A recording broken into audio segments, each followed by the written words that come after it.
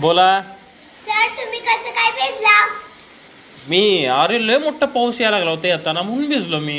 Sir तुम्ही raincoat घातलेलं कसं काय भिजला? रेनकोट घातला होता मी. काय झालं माहिती आहे का, आज शाळेला येताना मी बघितलं की पावसाचं वातावरण आहे म्हणून मी घरातनंच रेनकोट घातला आणि मग यायला लागलो तर पहिल्यांदा चिरचिर सुरू झाली, म्हणजे एकदम बारीक पाऊस सुरू झाला. मग भिजलो नाही.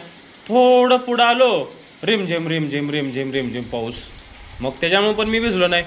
थोडं पुढं गेल्यावर जो रेप रेप रेप रेप राप राप राप राप पाऊस सुरू झाला. मग काय रेनकोट घालून पण मी भिजलो. पुढं आलो तर अजून बंद पाऊस. पुन्हा पुन्हा सुरू झाला. सर तुमचं डोकं का भिजलं नाही? कारण मी डोक्यावर काय घातलं होतं, हेल्मेट घातलं होतं. मग हेल्मेट घातल्यामुळं माझं डोकं भिजलं नाही. सर पावसात भिजल्यावर आजारी पडते ना? पावसात भिजल्यावर आजारी पडत असते, पण कसं असतं माहिती आहे का, लय पाऊस जर लागला म्हणजे पावसात लय भिजलो आपण तर आजारी पडत असतो. म्हणजे डोकं ओलं झाल्यावर